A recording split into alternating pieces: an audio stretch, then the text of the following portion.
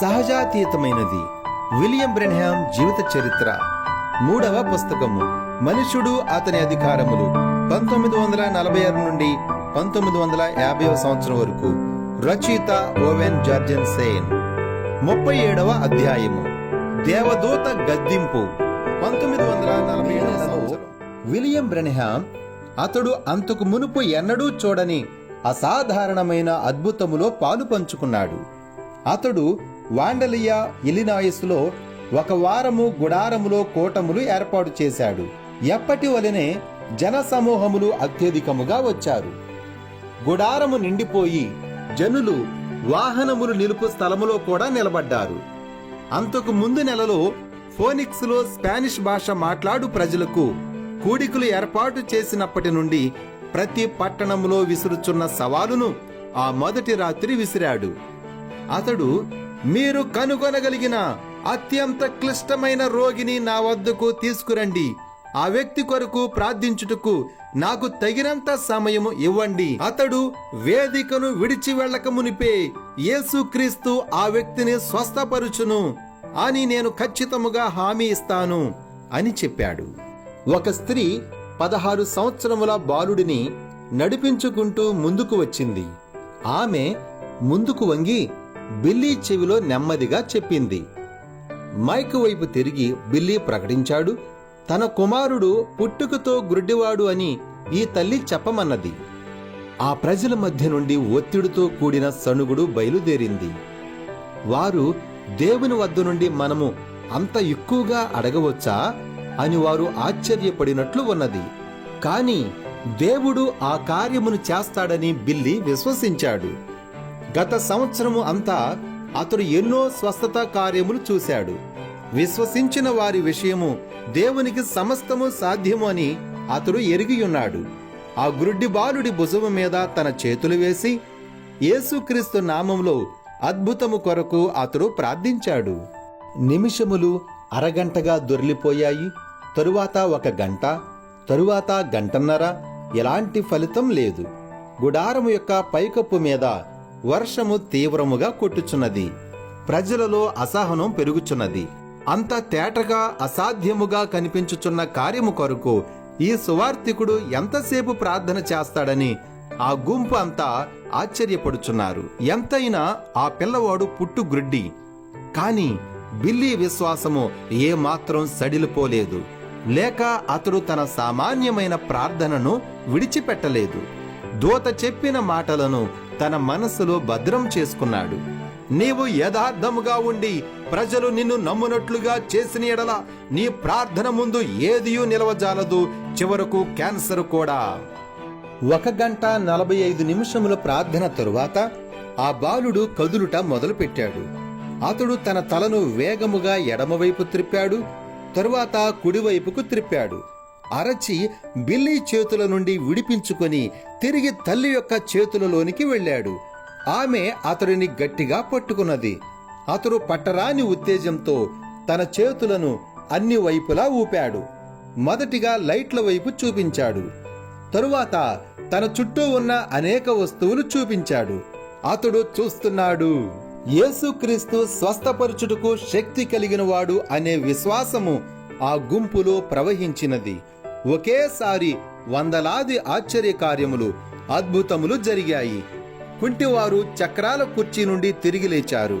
కొంతమంది తమ చేతి కర్రలు విసిరివేశారు. తమను తీసుకువచ్చిన పడక నుండి లేచారు. ఏదియూ అసాధ్యముగా కనిపించలేదు. ఆరాధన ముగించిన తరువాత స్వచ్ఛంద కార్యకర్తలు ప్రజలు విడిచి వెళ్లిపోయిన చక్రాల కుర్చీలు మరియు చేతి కర్రలను పోగు చేసి ఒక గుట్టగా వేశారు. ఇంకా ప్రసంగ వేదిక వెనుక నిలబడి ఉన్న బిల్లీ ఈ పని అంతటిని సంతోషముతో సంతృప్తితో చూశాడు. ఒక స్త్రీ మరియు బాలుడు తిరిగి గుడారములోనికి వచ్చాడు. ఆ కుర్చీల మధ్య ఉన్న ఖాళీలో అతడు వైపు నడుస్తూ వస్తున్నాడు. అతడు గ్రుడ్డివాడిగా పుట్టిన బాలుడు. ఇప్పుడు అతడు తన తల్లిని మెట్ల మీదుగా వేదిక మీదకు నడిపించుకు వచ్చాడు. ఆ బాలుడి కన్నులు భావోద్రేకంతో తడిగా ఉన్నాయి.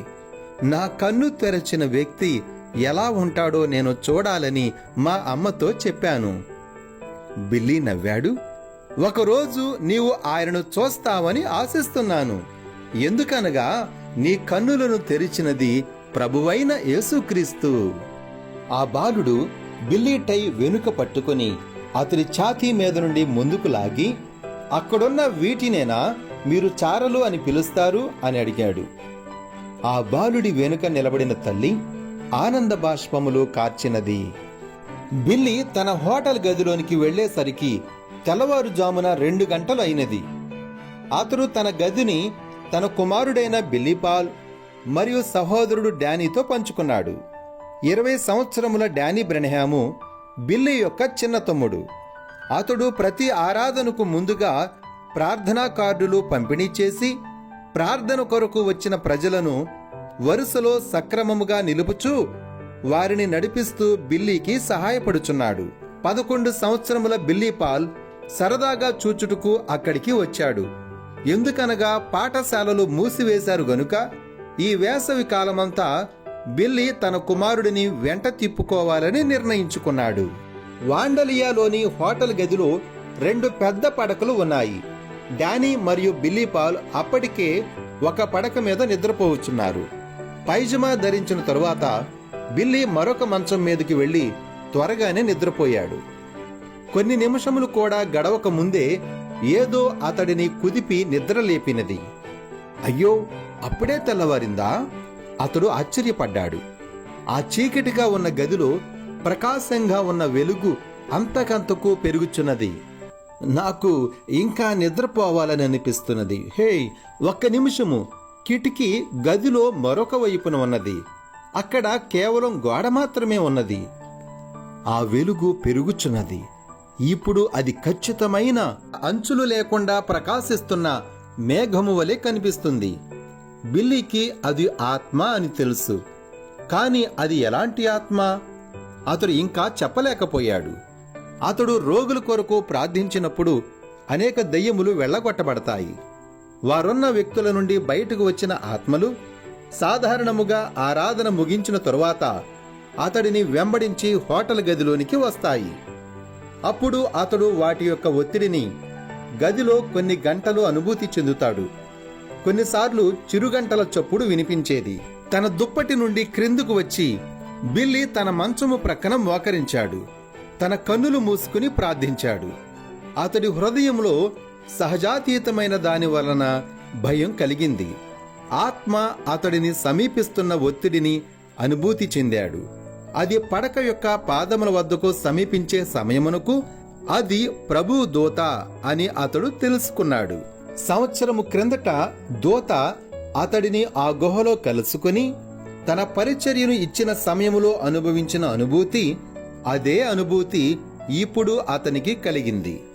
ప్రార్థనా వరుసలో అతడు పోరాడిన దెయ్యముల ఆత్మలకు భిన్నమైన అనుభూతి కలిగినది.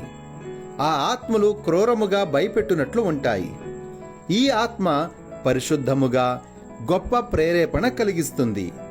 బిల్లీ అన్నాడు, ఓ పరలోకముందున్న తండ్రి, నీవు నీ దూతను ఏమి చెప్పుటకు పంపించావు? నీ దాసుడు ఆలకిస్తున్నాడు. జవాబు వెంటనే రాలేదు. బిల్లీ నిరీక్షించాడు. అతడు తన కన్నులను మూసి ఉన్నప్పటికీ ఆ దూత ఇంకా అక్కడే ఉన్నాడని అతడు ఎరిగియున్నాడు. అతడి మంచము పాదము వద్ద ఆ దూత యొక్క సన్నిధిని అతడు అనుభూతి చెందుచున్నాడు. 5 నిమిషముల తరువాత ఆ దూత బిల్లీ ఎదుట మంచము మీద కదులుచున్నట్లుగా దగ్గరికి ఎగిరి వచ్చాడు. తరువాత బిల్లీ తన జీవితములో మిగిలిన వారు మాట్లాడినప్పుడు విన్నట్లుగానే స్పష్టముగా అతడు ఆ దూత యొక్క గంభీరముగా ప్రతిధ్వనిస్తున్న స్వరము ఈ విధముగా చెప్పుట విన్నాడు. నీ పరిచర్య రోగుల కొరకు ప్రార్థించుట, నీవు చాలా ఎక్కువగా స్వస్థత వరమును అద్భుతములు జరిగించుట మాత్రమే అన్నట్లుగా చేస్తున్నావు. ఒకవేళ నీవు దీనిని ఇలాగే కొనసాగిస్తే అది ఎక్కడి వరకు వెళ్తుందంటే వారు ఒక అద్భుతము చేసే వరకు నిన్ను నమ్మరు. ఈ మాటలు దురుసుగా పలకబడలేదు. అయినప్పటికీ అవి బిల్లీ హృదయమునకు కత్తివలే దిగబడ్డాయి. గడిచిన నెలలో కూడికలలో అతడు విసిరిన సవాళ్లు గూర్చి అతడు యోచించాడు. అన్నిటికంటే క్లిష్టమైన రోగిని నా వద్దకు తీసుకురండి. యేసుక్రీస్తు అతడిని స్వస్థపరచునని నేను హామీ ఇస్తున్నాను. అలాంటి సవాలులు చేయుడు ద్వారా అతడు ప్రభువుకు అయిష్టతను కలిగిస్తున్నాడని బిల్లీకి తెలియదు. అతడు కేవలము ప్రజల ఎదుట యేసుక్రీస్తు యొక్క శక్తిని గణపరచాలని కోరుకున్నాడు. కాని మంచి ఉద్దేశములు దానిని ఒప్పుగా మార్చలేవు. దీనముగా బిల్లీ చెప్పాడు, నేను ఆ పని మరలా ఎన్నడూ చేయను. దేవా, నాకు సహాయం చేయండి. తన దగ్గర నుండి దూత దూరముగా జరుగుటను అతడు గ్రహించాడు. తన కన్నులు తెరచిన బిల్లీ అది గది మధ్య భాగంలో మంచముకు మరియు సింకుకు మధ్య ఉన్నట్లు చూశాడు. అది గాలిలో వ్రేలాడుచున్నది. అది వర్షధనస్సులోని రంగులన్నింటితో ప్రకాశిస్తూ సుడులు తిరుగుచున్నది. కొద్దిసేపు బిల్లీ దానిని గమనించాడు. అతడి పాపము క్షమించబడినట్లుగా అతనికి నెమ్మదిగా ఉన్నది. తరువాత అతనికి కలిగిన ప్రేరేపణతో ఇలా అన్నాడు, నా చిన్న కుమారుడు నిన్ను చూసినట్లయితే ప్రభు దానిని ఇష్టపడునా? ఇది ప్రయోజనము లేని విన్నపము కాదు. అమెరికా అంతా ప్రయాణించుట బిల్లీ ప్రారంభించినప్పటి నుండి తన తండ్రిని కోల్పోయే అవకాశం ఏర్పడుతుందని బిల్లీ పాల్ భయపడుట మొదలుపెట్టాడు. తరచుగా విడిపోవచ్చున్నప్పుడు బిల్లీ పాల్ బ్రతిమలాడేవాడు, నాన్న, నన్ను విడిచి వెళ్ళవద్దు. అమ్మ వెళ్ళిపోయినది. నీవు తప్ప నాకు ఈ భూమి మీద ఎవరు మిగిలియున్నారు? నీవు వెళ్ళిపోయి మరలా ఎన్నడూ తిరిగి రావేమో అని నాకు భయం వేస్తుంది. బిల్లీ అతడిని ధైర్యపరచుటకు ప్రయత్నించేవాడు. అయినప్పటికీ అది బిల్లీ వెళ్ళుట గూర్చి రెండవ ఆలోచనలు కలుగుటకు కారణమయ్యేది. తరువాత అతడు యేసు చెప్పిన మాటలు గూర్చి ఆలోచించేవాడు. దేనినైనను విడిచి నన్ను వెంబడించుటకు ఇష్టపడనివాడు నాకు శిష్యుడు కాలేడు. ఏదేమైనా బిల్లీ వెళ్ళేవాడు. అలాంటి ఒత్తిడిలో ఉన్న తన కుమారుని విడిచి వెళ్ళుట సులభం అయ్యేది కాదు. ఇప్పుడు అతడు వాండలియా ఇల్లినాయిసులో తన పడక ప్రక్కన మోకరించియున్నాడు. ఈ సహజాతీయతమైన వెలుగు గాలిలో మధ్యన వ్రేలాడుచున్నది. బిల్లీ పాల్ ప్రక్కనున్న పడక మీద పడుకుని ఉన్నాడు. బిల్లీకి ఈ విధముగా తోచినది, తన కుమారుడు ఒక్కసారి ప్రభు దూతను చూచినట్లయితే ప్రభువు పని నిమిత్తము కొన్నిసార్లు తండ్రిని విడిచి వెళ్ళుట ఎంత ప్రాముఖ్యమో బహుశా అతడు అర్థం చేసుకోవచ్చు. బిల్లీ ప్రశ్నకు దూత నేరుగా జవాబు చెప్పనప్పటికీ అతడు అక్కడ నుండి వెళ్ళిపోలేదు. బిల్లీ దానిని అనుమతిగా భావించాడు. గదిలో అటు తిరిగి వెళ్ళుటకు బిల్లీకి ఇష్టం లేక బిల్లీ తన కుమారుడిని లేపుటకు గట్టిగా బిల్లీ, బిల్లీ అని పిలిచాడు. ఆ పిల్లవాడు కదలలేదు. కాబట్టి తన తమ్ముడిని లేపుటకు ప్రయత్నించాడు. Danny, Danny! జవాబు లేదు.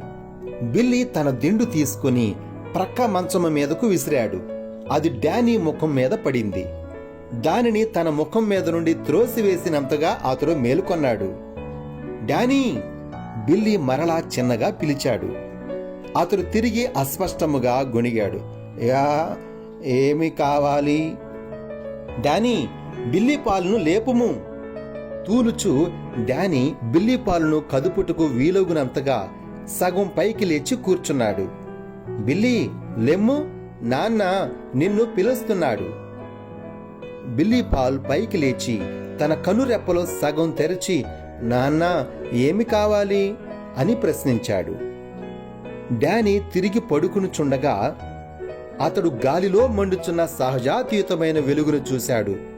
భయంతో కేకవేసి దూతకు దూరముగా పడక మీద నుండి అవతల ప్రక్కకు దొర్లాడు. అది బిల్లీ పాలును పూర్తిగా మేలుకొలిపినది. ఆ బాలుడు ఆ వెలుగును చూసినప్పుడు తను కూడా అరిచాడు. పడక మీద నుండి తటాలున దుమికి బిల్లీ పాల్ తండ్రి హస్తములలోనికి వెళ్ళాడు. భయంతో వణికిపోవచ్చు, నాన్న, దాన్ని నా వద్దకు రానియవద్దు, దానిని నన్ను పట్టుకోనియవద్దు. బిల్లీ వణికిపోవచ్చున్న తన కుమారుడిని గుండెలకు హత్తుకొని ధైర్యపరిచాడు. అని అది నీకు హాని చేయదు. అది నీ తండ్రిని నడిపించే ప్రభువు దూత. ఆయన ఇప్పుడే నాతో మాట్లాడినాడు. నీవు ఆయనను చూచుటకు వీలవుతుందా అని అడిగాను. అప్పుడు నీ తండ్రి నిన్ను విడిచి ప్రభువు పని మీద వెళ్ళుట చూచినప్పుడు ఇక కలవరపడవు అని తలంచాను. బిల్లీ పాల్ మరలా ఆ సహజాతీతమైన వెలుగును చూశాడు. ఈసారి అతడు తెల్లని వస్త్రములు ధరించిన ఒక వ్యక్తి తన చేతులు ముడుచుకొని నేల మీద నిలబడియుండుట చూశాడు. అతడి దృష్టి వారి వైపుగా ఉన్నది. అకస్మాత్తుగా ఆ వ్యక్తి తెల్లని మంచు వలె మారిపోయాడు. కాంతి వేగంతో గది నుండి బయటకు వెళ్లిపోయాడు. రేఖా మాత్రంగా ఆ దూత నిలబడిన చోట వర్షధనుసు వెళ్లిపోయిన తరువాత కనిపించినట్లుగా వెలుగు కనిపించినది. మరుసటి ఉదయము బిల్లీ తన హోటల్ గది కిటికీ ప్రక్కన నిలవబడి క్రిందున్న వీధుల వైపు చూశాడు. ఎడ్లబండి నిండా చక్రాల కుర్చీలు, చేతి కర్రలు, స్ట్రెచ్చర్లు, కాలిపట్టీలు గత రాత్రి ఆరాధనలలో విడిచి వెళ్లిన వాటిని నింపుకొని వెళుతున్నాయి. దానికి పోలీసు వారు రక్షణ కల్పిస్తున్నారు.